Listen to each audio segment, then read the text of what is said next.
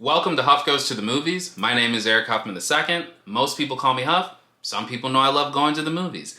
Glass Onion, a Knives Out mystery, gets a one-week theatrical release starting tomorrow before it premieres on Netflix on December 23rd.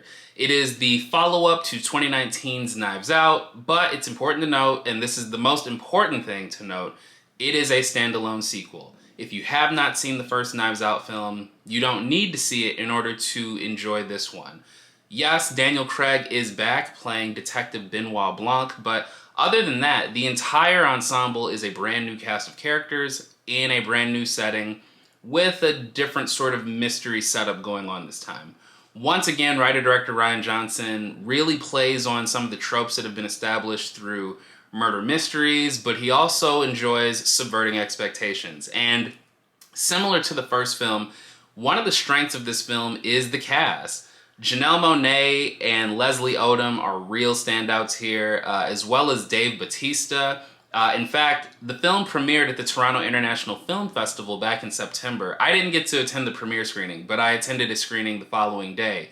And Rian Johnson and the entire cast, minus Dave Bautista, showed up and did a Q&A after the film. And afterwards, when I left the theater, I actually saw Rian Johnson. He was pretty close by. He was getting into a car to drive away, but I made sure to shout to him, congrats on the movie. He turned around and said, thanks.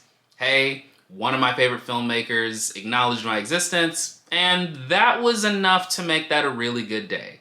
Of all the films that I saw at TIFF this year, the screening for Knives Out 2 was probably the most exciting one that I attended. I did get to attend a screening of The Woman King, but despite the buzz in that audience, I think it was tempered just a bit by the fact that A, no one really expected any of the cast to show up. They didn't. And also, it was a film that was going to be coming out the next week. With Glass Onion, I think it was the mix of a follow-up to a film that was critically acclaimed, as well as just the fact that it was so far ahead of when anyone else was going to be able to see this film. So I have been excited to talk about this film for a minute. I'm so excited that it's getting a theatrical release. I really do hope that Netflix starts reconsidering how they approach putting films in theaters. I think that if they gave their films an actual shot in the theater with a realistic theatrical window, it might add more value to these films when they end up on the streaming service. Because as great as this film is, as much as I can recommend it to folks, I think that there's going to be a tendency for people to kind of view it as something that's a made-for-TV movie. And yes, Netflix has a lot of content that people love and people binge things all the time, but with all the stuff they have there and with how poor Netflix has been at promoting what we might consider to be some of their premiere materials, I think that a lot of their original films sometimes get lost in the ether, which is unfortunate because I think that Netflix is providing an opportunity for a lot of different filmmakers to flex their creative muscles, even if I don't think that Netflix usually makes great original films. TV shows, yes. The films, I think they leave a lot to be desired. But that's certainly not the case here.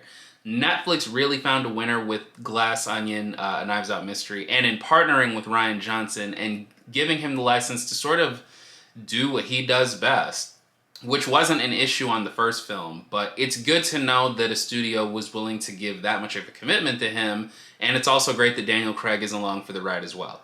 So, with that all being said, I think that Glass Onion, a Knives Out mystery, is certainly worth checking out in theaters. But I also understand that this is probably one that is going to probably catch more people once it hits Netflix closer to Christmas.